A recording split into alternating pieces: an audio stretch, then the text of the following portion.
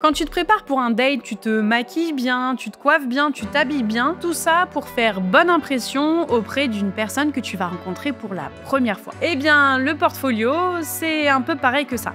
Allez, viens, je t'emmène, on va voir ensemble 5 portfolios d'abonnés, je vais analyser tout ça pour te sortir les meilleurs conseils pour faire un portfolio qui va tomber dans l'œil de ton recruteur. Tu vas voir, on va pas analyser les projets qu'il y a dans les portfolios, mais plutôt la structure, la manière de les mettre en forme. Donc, si tu veux t'inspirer, t'améliorer ou juste voir comment le recruteur va regarder un portfolio, reste bien jusqu'à la fin. Et n'oublie pas de t'abonner si ce n'est pas déjà fait, parce qu'ici, on donne plein de conseils en graphisme et en branding. Déjà, on va commencer par une grille d'évaluation que je vais te donner qui va nous permettre derrière d'analyser beaucoup plus facilement les portfolios. Le premier point qu'on va voir ensemble, c'est s'il y a de la clarté et de la structure dans le portfolio. En gros, ça veut dire est-ce qu'on arrive à comprendre qui est la personne dans son ensemble, donc une structure cohérente, et ça tu vas voir c'est pas si évident que ça. Le deuxième point, c'est la qualité des projets proposés. Alors, je t'ai dit qu'on va pas juger les projets en eux-mêmes, mais on va voir s'ils sont cohérents par rapport un petit peu, disons, l'ambiance que souhaite la personne. Enfin, tu vas voir, mais en gros, c'est est-ce que les projets, ils ont bien été sélectionnés. Troisième point, c'est l'explication du processus créatif. Parce que avoir des projets, c'est bien, mais encore faut-il savoir les expliquer. Et des fois, c'est dans cette explication que se joue tout le processus créatif. Donc, c'est hyper important. Quatrième point, ça va être la personnalité. Et oui, parce que c'est important qu'il y ait de toi qui ressorte de ce portfolio. Faut que ça parle de toi, faut qu'on sente ton ambiance, ton aspect graphique, si t'aimes la typo, bref, il faut qu'on reconnaisse ton univers. Et enfin, le cinquième point, c'est la mise en valeur. Et j'irai même plus loin. La mise en valeur soignée. Il faut que tout ça, on l'a dit, ce soit cohérent, mais que ce soit surtout bien organisé et agréable à lire. Maintenant que tu connais les critères sur lesquels on va se baser, on passe direct au premier portfolio. On commence direct par le portfolio d'Ilona. Dès la première page, on rentre dans son univers graphique. On voit directement de l'illustration, il y a une typographie qui est bien choisie pour créer un univers un petit peu plus ludique, et directement après, on a des illustrations. Le seul warning que je fais, c'est que pour ouvrir ces différentes pages, j'ai dû attendre à peu près 5 minutes. On a un portfolio qui fait 150 MO. Ilona me l'a partagé en Drive. Jusque-là, tout va bien. Sauf que quand tu arrives dans le Drive, il faut rentrer ton adresse mail et ça, typiquement, ça freine le recruteur direct. Il n'a pas de temps à perdre, il va pas perdre son temps avec son adresse mail à rentrer. Bref, j'ai téléchargé le portfolio, mais du coup, tu vas voir qu'il y a des petits bugs d'actualisation. Donc, warning sur la taille de ton portfolio, c'est hyper important. 15 MO, 10 MO maximum pour l'envoi par mail.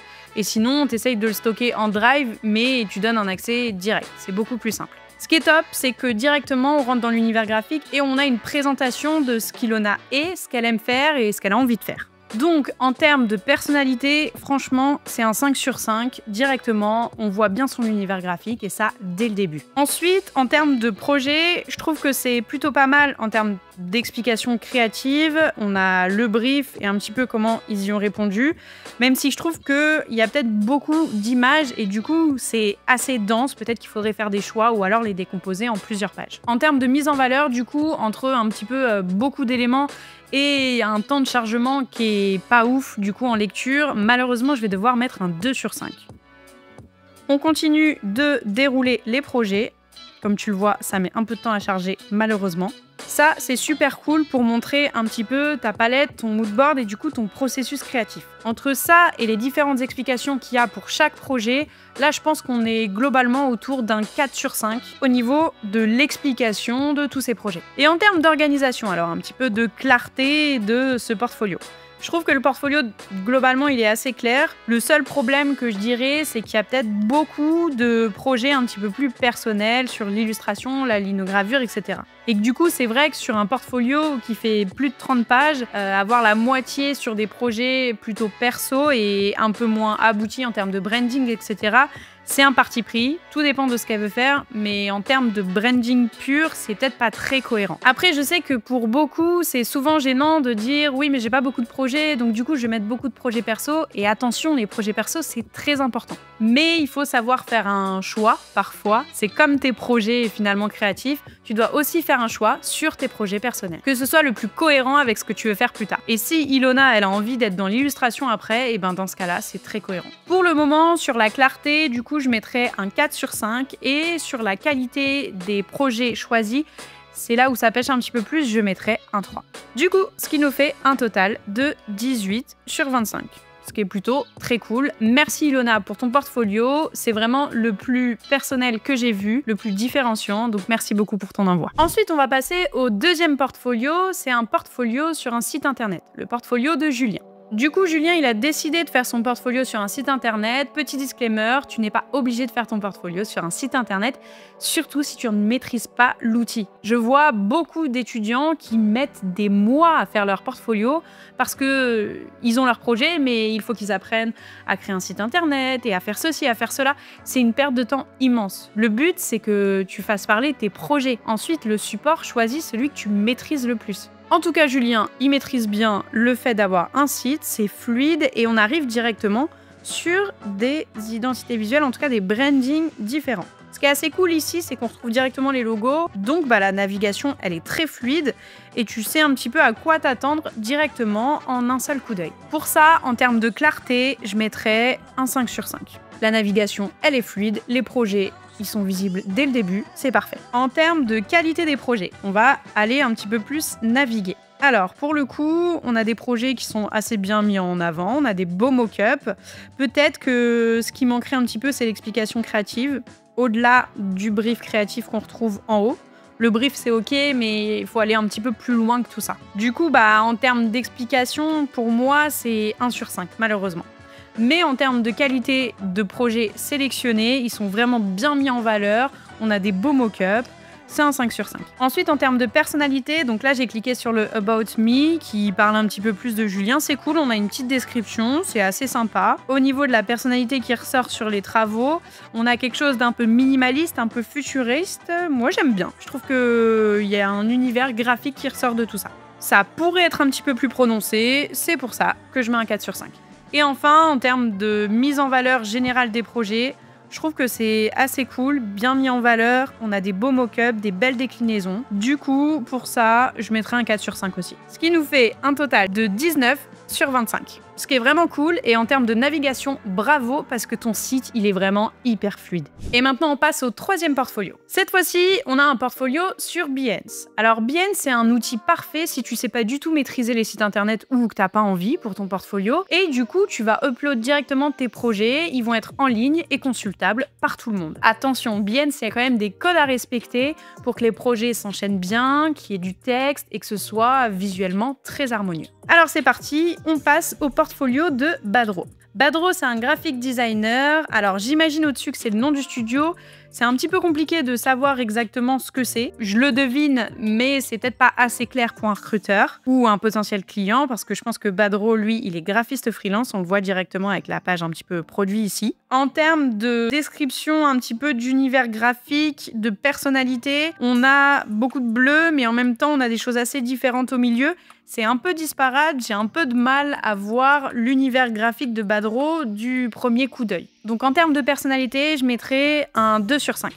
Ensuite, maintenant, si on passe au projet et leur mise en valeur. Ici, on n'a pas d'explication au niveau du brief créatif et de la réponse créative. Ensuite, on a un petit peu un enchaînement de kakémono sur des identités visuelles, j'ai l'impression assez différentes quand même. Du coup, on a du mal à savoir ce que Badro veut nous dire. C'est pour ça que je mettrai un 2 sur 5 aussi. Et en termes de mise en valeur des projets, c'est assez disparate aussi. On a des mock-ups, mais on ne sait pas trop exactement à quoi ça correspond. Je mettrai un 3. Ensuite, on a un autre projet créatif. Ici, on a plusieurs déclinaisons en format mock-up, ce qui est assez cool. On a différents angles de vue. Mais pareil, ça manque toujours d'explication du process créatif. Ici, on a une petite explication et on est sur des posts social media. J'ai du mal un petit peu à savoir où Badro veut en venir en termes de projet et sur sa suite créative. Parce qu'on a un peu de tout, mais quand on fait tout, des fois, c'est un petit peu compliqué de se faire repérer. Donc pour la qualité des projets, je mettrai un 3. Et pour la clarté, on est quand même sur une navigation très fluide, c'est bien, c'est très bien. Je mettrai 4. Ce qui nous fait un total sur 25 de 14 sur 25. Il y a un gros potentiel et on le voit sur toutes les compétences et tous les supports que Badro a mis en avant.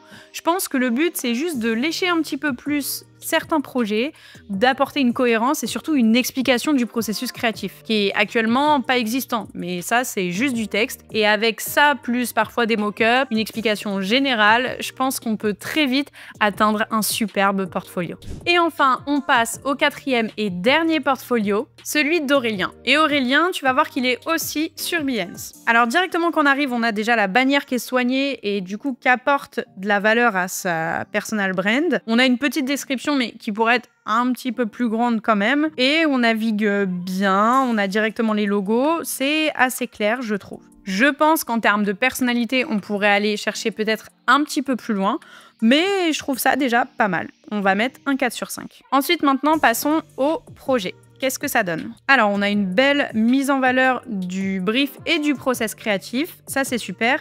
Et après, des différentes déclinaisons, que ce soit au niveau des couleurs, au niveau des différents mock-ups utilisés, ça c'est hyper cool pour montrer le process graphique. Et c'est très dense en termes de déclinaison, aussi bien de motifs, de couleurs, de logos que de mock-up. Vraiment, on peut se projeter directement dans l'univers graphique et ça, c'est typiquement ce qu'un recruteur il recherche. C'est le cas pour ce projet, allons voir si c'est le cas pour les autres. Ici aussi, on a une explication du brief créa, peut-être que le processus créatif, on aurait pu le mettre un petit peu plus en avant, et les différentes déclinaisons avec le mock-up, des très beaux mock-ups d'ailleurs, c'est pas toujours évident d'avoir ce genre de mock-up, donc bravo, il y a des belles déclinaisons, que ce soit sur du digital, du produit physique, des projets qui sont vraiment très très bien mis en valeur, et plutôt bien expliqué. Pour la qualité des projets, je vais mettre un 5 et on peut voir, il n'y a pas beaucoup de projets, mais au final, ils sont tellement bien mis en valeur que ça l'emporte sur la quantité. Au niveau des explications, je vais mettre un 4 sur 5 parce que expliquer que le brief créatif, des fois, ça peut manquer un peu de process créatif, justement. La clarté, c'est hyper clair, c'est très bien structuré et que ce soit au niveau des couleurs, des typographies choisies, ensuite des mock-ups. Franchement, bravo, c'est un 5 sur 5 et beaucoup apprécié la navigation.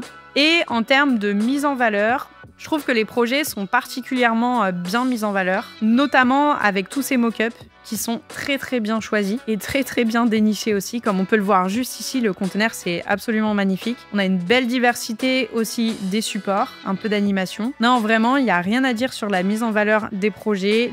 Et pour ça, je vais mettre un 5 sur 5. Ce qui nous fait une moyenne de 24 sur 25. Je crois que c'est officiellement mon portfolio préféré, forcément tu le verras à la note, de ces différents portfolios. Même si, comme tu peux le voir avec cette grille d'évaluation, le but c'était d'être le plus impartial. Et encore une fois, je ne note pas les projets à l'intérieur, mais bien la mise en valeur de ceux-ci. C'est ça le plus important. Merci beaucoup à tous ceux qui ont joué le jeu et m'ont envoyé leur portfolio pour une analyse. Malheureusement, on a eu beaucoup de portfolios reçus et on a dû faire un tri. Merci beaucoup aux personnes qui se sont prêtées au jeu de le rendre public, c'est pas toujours évident. Et si vous êtes intéressé pour voir apparaître et avoir une analyse de votre portfolio lors d'une prochaine vidéo, n'hésitez pas à me le dire en commentaire et si vous êtes pas mal, je pense qu'on refera un deuxième format. Encore une fois, ce n'est que mon retour, ce n'est que ma grille d'évaluation que j'essaie de faire la plus impartiale possible, mais ce n'est que mon avis et il faut dire ce qui est, chaque recruteur a son propre avis et sa propre grille, ça c'est sûr. Merci Aurélien et surtout bravo d'avoir remporté cette première place avec ce superbe portfolio. Et du coup, on a décidé de te faire un petit cadeau, on t'offre l'accès au programme Magenta pour devenir graphiste freelance. Le programme Magenta, il est composé de pas mal de modules qui vont t'apprendre les bases en graphisme, mais ça je pense que tu les as déjà de ce que je vois, mais surtout être graphiste freelance, c'est-à-dire vivre de ta passion, attirer tes premiers clients et surtout faire des offres qui vont pérenniser ton activité. Et pour tous ceux qui veulent en savoir plus, je vous mets un lien dans la description, vous pourrez avoir directement accès au programme. Bref, on retourne à la vidéo et cette fois-ci, je te donne mes 10 conseils pour avoir un portfolio qui cartonne. Le premier conseil que je peux te donner, c'est présente-toi. La présentation sur un portfolio, c'est hyper important. Qui es-tu? Qu'est-ce que tu veux faire? Et quel style tu aimes? Le deuxième point, c'est la structure de ton portfolio. En fait, ton portfolio, c'est comme une histoire. C'est un début, un milieu et une fin. Et il faut bien le structurer et organiser tes projets en ce sens. Le troisième point, c'est la sélection. Et là, ça commence à pas être évident. On a envie de tout prendre dans ces projets et pour autant, il faut faire une sélection. Quand je te dis sélection, ça peut vraiment être 5 projets seulement. S'ils sont bien travaillés, c'est bon. Mais dis-toi qu'il y en aura entre 5 à 15 maximum. Après, ça devient trop dense. Le 4e conseil que je peux te donner, c'est faire du lien.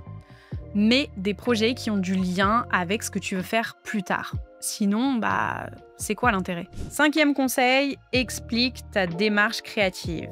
On l'a pas mal vu dans cette vidéo, les démarches expliquées, c'est un critère super important pour le recruteur. Parce que ça lui permet de voir le recul que tu prends, comment tu réagis face à un brief, quelle réponse tu vas donner, et ça, faut savoir l'expliquer en tant que bon communicant. Le 6e point, ça concerne la mise en page. Effectivement, ta mise en page, il faut la soigner, que ce soit au niveau de tes projets, mais même au niveau de la structure de ton portfolio. Très, très important. Et pour soigner ta mise en page, tout simplement, on arrive au 7e conseil, les mock-ups. Utilise des mock-ups réalistes qui s'intègrent bien dans tes identités visuelles, tout simplement que ton projet prenne vie. Mon 8e conseil, c'est au niveau de ta personnalité.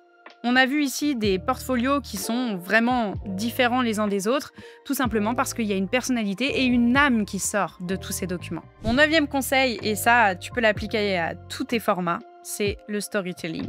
Il n'y a rien qui ne marche mieux que de raconter une histoire. Tes projets, ils doivent raconter une histoire, pas juste aligner des visuels les uns en dessous des autres. Et enfin, le 10e conseil, celui-là c'est un petit peu bonus, mais en vrai, l'orthographe, c'est hyper important. C'est un document professionnel qui t'envoie. Il faut tout simplement que tu agisses comme un professionnel. Donc en gros, tout ce qui est orthographe, fais-moi bien réviser tout ça, parce que vraiment, ça peut te plomber un portfolio. Alors vraiment, pose-toi toujours cette même question quand tu intègres un projet à ton portfolio. Est-ce que ce projet me plaît? Est-ce que je pourrais en parler pendant 5 minutes? Est-ce qu'il m'inspire et est-ce qu'il reflète ce que j'ai envie de faire plus tard? Et en fonction de ça, tu sauras si il a le droit et l'honneur d'intégrer ton portfolio. Si maintenant tu veux savoir si ton portfolio est prêt à être envoyé, j'ai mis un template gratuit pour t'évaluer comme un professionnel. Sachez que vous êtes beaucoup à avoir un énorme potentiel, alors bravo pour tout ça et merci d'avoir un petit peu illuminé mes yeux pendant toute cette recherche. Si ce format vous a plu, dites-le moi en commentaire ou avec un like et on pourra en faire un très bientôt.